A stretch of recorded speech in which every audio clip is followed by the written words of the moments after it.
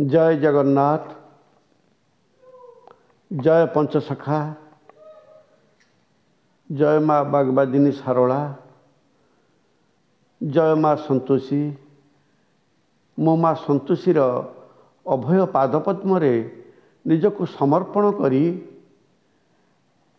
तारी कृपारु तारी दयारु जगत रे अणाक्षर तत्व पर्यवेक्षण कली, एकाक्षर भाव कहली, आओ खंडगिरी कथा कहली, कुंभमेला कथा कही। आज से कुंभमेलार तत्व कहबी, तत्व कुंभमेला। कारण पिंड भितर कुंभमेला हो प्रत्येक दिन हो जीव से कुंभमेला स्नान करुछि परम को पाइबा पाई। तेणु ये जीव जिते कथा होछि से परम को शरीर कुंभमेला रे खोजुछि, सेतबेले से महाप्रयाग स्नान करुछि, कुंभमेला दर्शन करुछि, आओ सहस्र सहस्र योजन भितर शतदल कमल रे विभुंक पदांक अनुसरण करुछि। तेणु से कुंभमेला कथा कहबी जो कुंभमेला रे साधु सन्त महापुरुष माने उद्धार होइचंती, आउ हिमालय रे साधनारत अछंती, सहस्र वर्ष बसिछंती। तेणु महापुरुष कहले जल पवन नेई देह एथु अधिक थिले कह। कारण ये पिंड पाई जलर जेमती आवश्यक अच्छी, पवन सेमती आवश्यक अच्छी। ये जल पवन रे देह अच्छी। आउ आमे कौन करुचे, शरीर बंचिया जो खाद्य खाऊचे से खाद्य आमर मेद वृद्धि करुचे, आमको प्रेशर कराऊँ, आमको गैस कराऊँ, आमको डायबिटीज कराऊँ, आमको निद्रा रे शोइबाकू आनंद दौछि।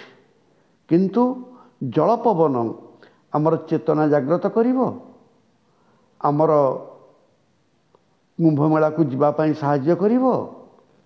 आउ जोटी प्रभुंकर लीला होउछि, जोटी प्रभु निजे विराजमान करछंती, जोटी कोटिके गोटे लोक जाए से जगह कथा आज मु कहूँ।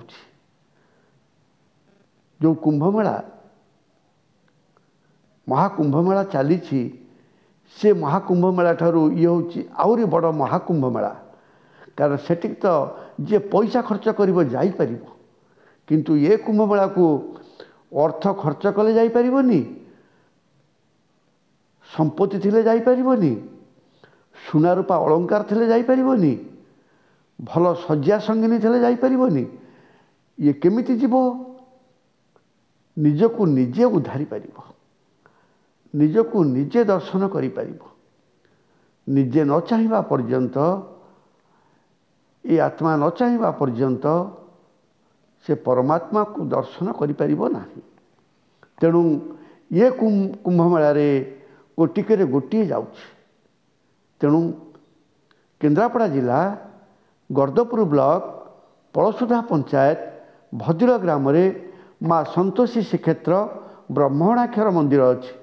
से ब्रह्म अणाक्षर मंदिर ये अक्षर आक्षरिक अर्थ आउ परम तात्विक अर्थ, परमार्थिक गति आउ पिंड ब्रह्मांडर कथा कहबी।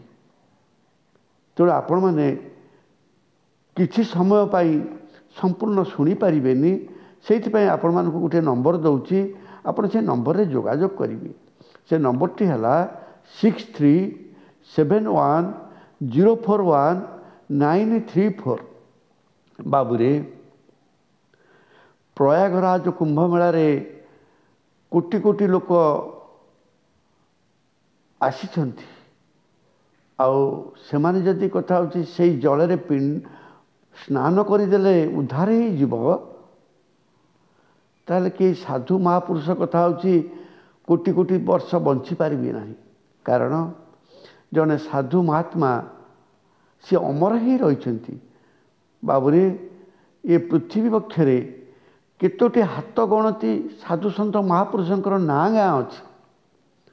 ଇଏ କୋଟି କୋଟି କୁମ୍ଭମେଳାରେ ସ୍ନାନ କରୁଥିବା ସାଧୁଙ୍କର ନାଁ ଗାଁ ଅଛି ତ? ଇତିହାସ ପୁରାଣ ପୃଷ୍ଠାରେ ନାଁ ଗାଁ ଅଛି ତ?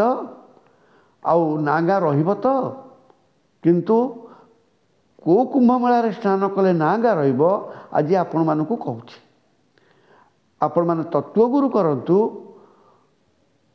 କୁଣ୍ଡଳିନୀ ଠାରୁ ଷଡ଼ଚକ୍ର ଭେଦ କରି ସହସ୍ରରେ ପହଞ୍ଚିଲେ ଯେଉଁ ସ୍ନାନ ହେବ, ସେ ସ୍ନାନ ଯିଏ କରିବ ସେ କୁମ୍ଭମେଳା ଦର୍ଶନ କରିବ। କାରଣ ଶରୀର ଆମର ତିନି ଭାଗରେ ବିଭକ୍ତ। ଗୋଟିଏ ହେଲା ସ୍ୱର୍ଗପୁର, ଗୋଟିଏ ହେଲା ମର୍ତ୍ତ୍ୟପୁର, ଗୋଟିଏ ହେଲା ପାତାଳପୁର।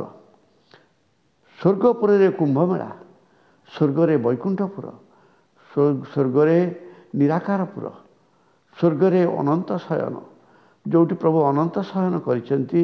ଯେଉଁ ସ୍ୱର୍ଗପୁରରେ ଯେଉଁଠି କଥା ହେଉଛି ଦିନ ନାହିଁ ରାତି ନାହିଁ, ଯେଉଁଠି ଛନ୍ଦ ନାହିଁ ବାଦ ନାହିଁ, ଯେଉଁଠି ହିଂସା ନାହିଁ ଅହଙ୍କାର ନାହିଁ, ଯେଉଁଠି ସତ୍ୟ ବିରାଜମାନ କରୁଛି, ଯେଉଁଠି ସଦାବେଳେ କଥା ହେଉଛି ଲୀଳା ଚାଲିଛି, ସେଇ ଜାଗାକୁ ଯିଏ ଯିବ ସେ ହେଉଛି ସହସ୍ରାର ଜାଗା। ଅନନ୍ତ ଶୟନ ପ୍ରଭୁ କରିଛନ୍ତି। ତାଙ୍କର ଆଦି ଅନ୍ତ ନାହିଁ। ତାଙ୍କ ଆଦି ଅନ୍ତ ପାଇବା ପାଇଁ ହେଲେ ଆମକୁ ଯୋଗମାୟାକୁ ସନ୍ତୁଷ୍ଟ କରିବାକୁ ପଡ଼ିବ। ଯୋଗମାୟାକୁ ଧ୍ୟାନ ଧାରଣା କରିବାକୁ ପଡ଼ିବ। ଗୁରୁଙ୍କ କୃପାରେ, ଗୁରୁଙ୍କ ବତାଇଥିବା ପଥରେ ଯଦି ଆମେ ଯିବା ତାହେଲେ ସେଇ କୁମ୍ଭମେଳାରେ ପହଞ୍ଚିବା। ବାବୁରେ ଆପଣ ସେ କୁମ୍ଭମେଳା ଯିବାକୁ ଯଦି ଚାହୁଁଛନ୍ତି ତାପରେ ସନ୍ତୋଷୀ ଶ୍ରୀକ୍ଷେତ୍ରକୁ ଆସନ୍ତୁ, ବ୍ରହ୍ମଣାକ୍ଷର ମନ୍ଦିରକୁ ଆସନ୍ତୁ। ମୁଁ ଆପଣଙ୍କୁ ବାଟ ବତେଇ ଦେବି। ଆପଣ ସେମିତି କୋଟିକରେ ଗୋଟିଏ ହେଇଯିବେ। କାରଣ ଇଏ ସମସ୍ତେ ଯାଇପାରିବେନି। ଯାହାର ପ୍ରାରବ୍ଧ ଥିବ, ପିତାମାତାଙ୍କର ସୁକୃତ ଥିବ, ସ୍ୱଅର୍ଜିତ ସୁକୃତ ଥିବ, ସେଇ ଏ କୁମ୍ଭମେଳାକୁ ଯିବ। ତେଣୁ ବାବୁରେ ସେଇ କୁମ୍ଭମେଳା ଯିବାକୁ ଆପଣମାନଙ୍କୁ ସେଇ ଜଗନ୍ନାଥ ଦୟା କରନ୍ତୁ। ମା ସନ୍ତୋଷୀ ଦୟା କରୁ, ମା ବାଗବାଦିନୀ ଶାରଳା ଦୟା କରୁ, ପଞ୍ଚସଖା ସେ ଅମୃତ ପଥ ଦେଖାନ୍ତୁ। ଆଉ ଜଗତରେ ଶାନ୍ତି ସୁଖ ବିରାଜମାନ କରୁ। ସେ ଅମୃତମୟ ସ୍ଥାନକୁ ଯିବାକୁ, ସେଇ କୁମ୍ଭମେଳା ଯିବାକୁ ସମସ୍ତେ ପ୍ରସ୍ତୁତ ହୁଅନ୍ତୁ। ସମସ୍ତଙ୍କୁ ନେଇକରି ନିରାକାର ନାରାୟଣ ସେଇଠି କୁମ୍ଭମେଳା କରୁଛନ୍ତି। ଜୟ ଜଗନ୍ନାଥ, ଜୟ ଜଗନ୍ନାଥ, ଜୟ ଜଗନ୍ନାଥ।